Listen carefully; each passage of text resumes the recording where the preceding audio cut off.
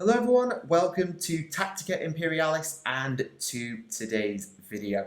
Today is going to be a very slightly different my thoughts on video, and today I'm going to give my thoughts on the supply drops for the very recent supply drops for Warhammer that were revealed and then immediately sold out by Games Workshop earlier in the week.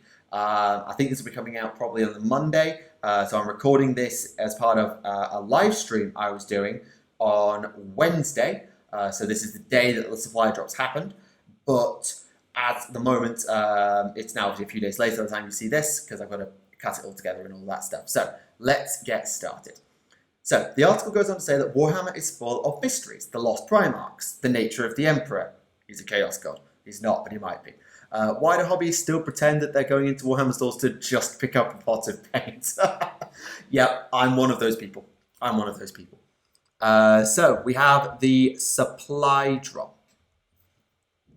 Let fate decide. And you see here, clearly borrowed off loot boxes. So Warhammer supply drops is a new kind of bundle that's available on the web store. Well, it was, it's now gone. Each supply drop will be a hand-picked collection of products fitting a certain theme, which is going to cost 50% less to what you would pay getting the kit separately. So from what I understand, the supply drops in the UK were available for £75, which would mean you got £150 worth of product, which is about 3 to 5 boxes worth of stuff, depending on what exactly is in there. So yeah, 3 to 5 boxes worth of stuff for 75 quid. Like, of course, it depends on your own perception of value and GW's value versus everything else, but relative to other GW products, that's very good value. It's very good value, and I look forward to seeing quite what this contains. They seem to suggest it's 4 things, which would suggest that each product cost £37.50 typically, which is around the cost of a medium-sized vehicle or a large elite unit, something like that. It's certainly more than your standard infantry box, even if your name is Witch Elves. That's about the cost of 40 Witch Elves, dear oh dear. But here we are. So, if you can't choose your next army, let fate decide. Looking for a selection of models to paint as one-off projects, this is a great way to challenge yourself. Bits box looking Baron, supercharged with this bundle. Yeah, okay, sorry, I'm going to stop spieling now. So in essence, the idea of this is, if you haven't got a clue what you want, or you just want a bit of everything, or you're just a bit of a squirrel, then this is the sort of box for you. This would be great for perhaps if you want to start a new project, as they say here, but you don't know what you want to do. Maybe it's your first time in the hobby. You and your friends get a supply crate, and you open it up, see what's in there, and then decide to split it between you, and that forms the basis of the armies that you'll collect. I can imagine that if these were still on sale, something like a Taylor 4 Warlord style system, if they had all the boxes for all the factions, you could have each of you is going to have your army decided by RNG. Right? You'll open up your loot box and you'll have to build your army around that. So say you get some Castellan robots, some guardsmen, and a Lehman Russ, a Vindicator, say, then okay, your army's an Imperial army and it's built around heavy infantry or heavy units supported by light infantry, and that can be the basis of your army.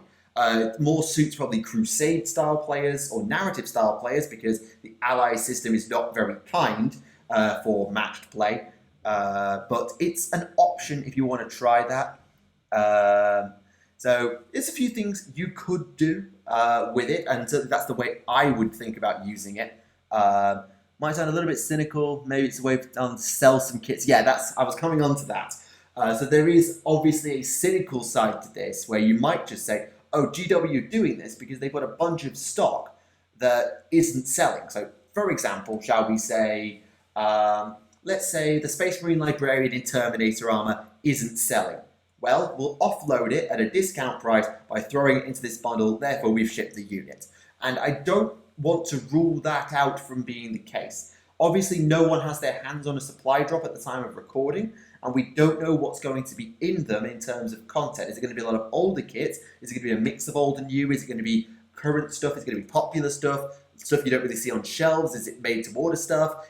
Web store exclusive stuff? We don't know at the time of making this video exactly what's going to be in the box. So we're kind of all guessing at the moment, but I look forward to probably sometime maybe next week or the week after, depending on when it arrives, where we get a bunch of supply drop unboxing videos. So yeah, we'll see on that one. And the content is dependent on where you are in the world. So if you get multiple sets, you'll get the same stuff. Okay, each supply drop will have a theme to give you some idea. So they've got the Imperial supply drop and Underworlds. They're saying that it's depending on where you are in the world. Okay, so it's not a complete randomness. I hadn't actually read down there. It says there that what you get in your supply drop will depend on where you are. So if you order the Imperium supply drop in Germany, you might get 4 kits. And no matter how many Imperium supply drops you order in Germany, you will get those 4 kits over and over. Whereas if you're in Australia and you order the Imperium supply drop, you'll get 5 different kits of the same rough value as those 4 kits in Germany. And no matter how many times you order those, you will get the same. So some of its ideas of maybe getting 2 supply drops and then seeing what you get and starting an army off of it is a little bit less easy, but at the same time, if you're both getting the same supply drop, then you can split the box straight down the middle, 2 and 2, and you don't have that same disparity.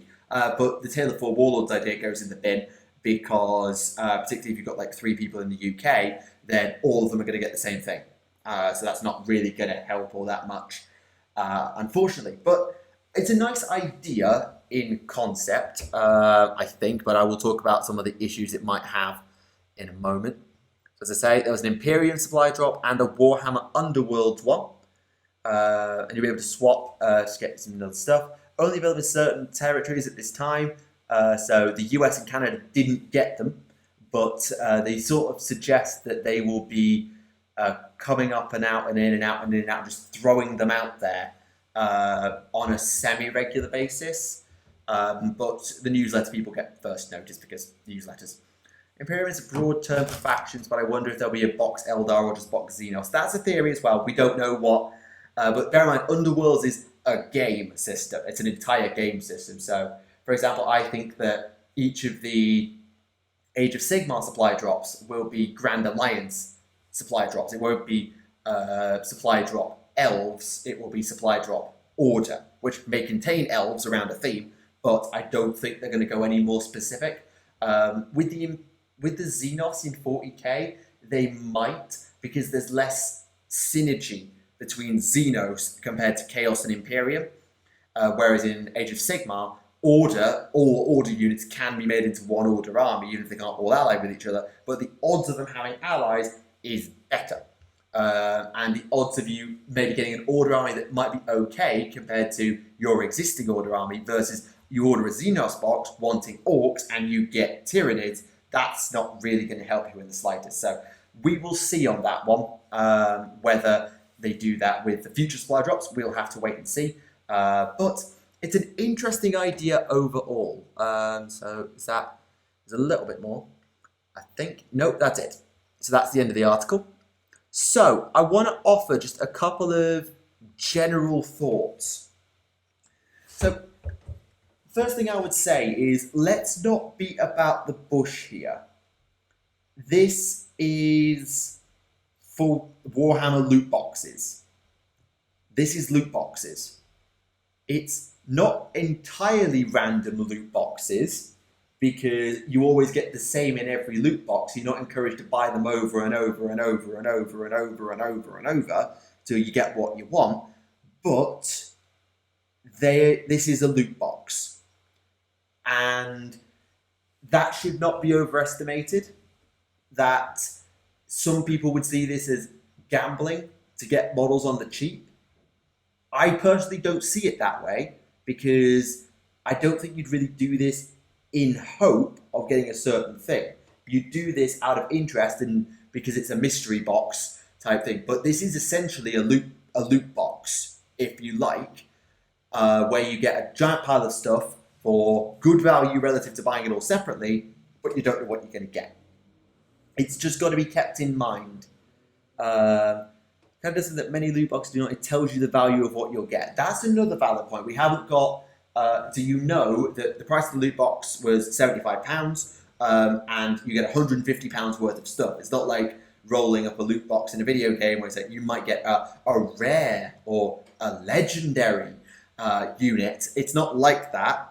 So we've got a few. It's not pure loot boxes, but I could certainly see an argument that it is a step toward loot boxes. And even if this is very much, you know roughly what you're going to get, you know the value of it, consider that if this is successful, and it has been because it's sold out in like an hour, there is an argument that GW will try this again, but with more randomness or less known value. And that has to be kept an eye on. I'm not saying that they will.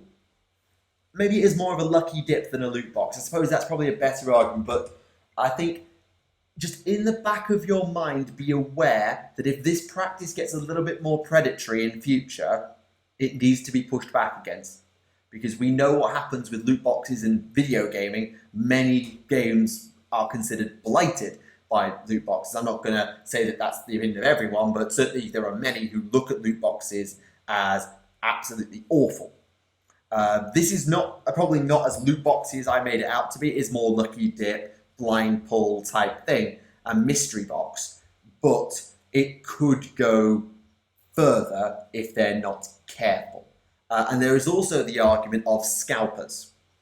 So GW very recently hit a home run by scalping scalpers of Indomitus via the made-to-order business, but this is essentially saying, here, have a bunch of free stuff to anyone who managed to get their hands on one, and that means that the kits can then be sold on for essentially twice the price on eBay or other sites. That has to be considered as well, that if people get their hands on this very quickly, that encourages scalping of the box. So it's just something to keep in the back of your mind. But at the same time, there isn't the same fear of missing out with these supply drops versus, say, Indomitus, because you don't know what you're getting, and they'll be sold out by that time.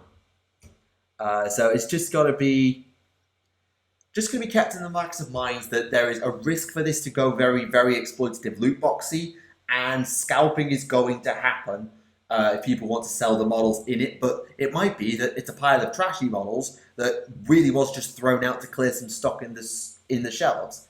So we don't know. They're just filled with the Metal Sisters models. Exactly, we don't know. We don't know what's in these boxes at this time. So I like the idea, especially if you're someone who's not like me and doesn't really have an idea of what they're doing for a project. Like, I start a project with a plan, and I never start a project until I know what I'm doing with it. And so I'm not the sort of person who would just trust in fate and go for a lucky dip. Here's what I'm going to collect. It's not my style. But if you are someone who likes this sort of lucky dip, squirrely, jump from project to project, do creative things on your own time type of thing, that's great for you. And this is great as an idea because it allows you to use the term one of my Discord people, squirrel on the cheap.